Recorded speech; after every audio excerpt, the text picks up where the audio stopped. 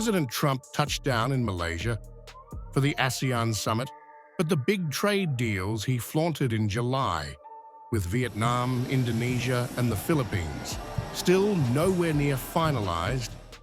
Complex issues like transshipment, rules of origin, and economic security provisions have stalled progress, while Southeast Asian nations quietly resist clauses that could upset Beijing. Trump's summer promises are stuck in limbo. These are very complex issues. You can agree in principle on a top-line tariff rate pretty quickly, but then to actually come up with an implementation plan, that's a much more complex piece of business. To save face, Trump pushed ahead with critical minerals deals with Malaysia and Thailand and a broader trade pact with Cambodia.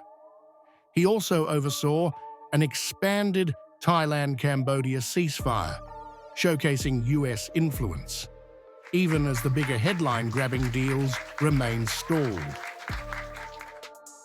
This declaration, if fully implemented, will provide the building blocks for a lasting peace, but more importantly, it will begin the process of mending our ties. On the sidelines, US and Chinese negotiators work to prevent further trade escalation. Treasury Secretary Scott Bessent and Trade Representative Jameson Greer said the talks built a very successful framework ahead of the Trump-Xi summit in South Korea, Trump's key chance to salvage credibility. I think a complete deal. I want our farmers to be taken care of, and he wants things also. We're going to be talking about fentanyl, of course. Fentanyl is killing a lot of people.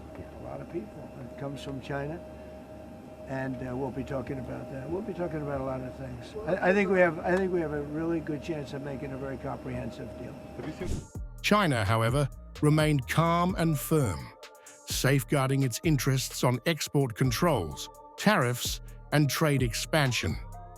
Analysts say Beijing is signaling that any agreement must align with its long-term strategy, not Trump's headlines. The discussions covered a wide range of topics, including export control issues, extension of the suspension of reciprocal tariffs, fentanyl-related tariff and law enforcement cooperation, further expansion of trade, and the U.S. Section 301 measures on China's maritime. The two sides had constructive exchanges of these issues. The U.S. side expressed its position firmly, while the Chinese side resolutely safeguarded its interests. Trump hinted China could also help pressure Russia over Ukraine, claiming Beijing could enforce U.S. sanctions. The move exposes Trump's dependence on China as a diplomatic counterweight, even as his Southeast Asia deals falter. A good relationship with, as you know, President Xi. Very good. We're going to be meeting. We'll have a good meeting. I'm pretty sure we're going to have a great meeting, maybe a great meeting. But I think we're going to do some good business. One of the things we'll talk about is the Russia-Ukraine. They're killing 7,000 people a week, soldiers, mostly soldiers, and we'll certainly be talking about that. He'd like to see that end too. In the end, Trump's ASEAN tour underscores the fragility of his trade promises. While he parades small victories and ceremonies, the bigger deals remain unresolved.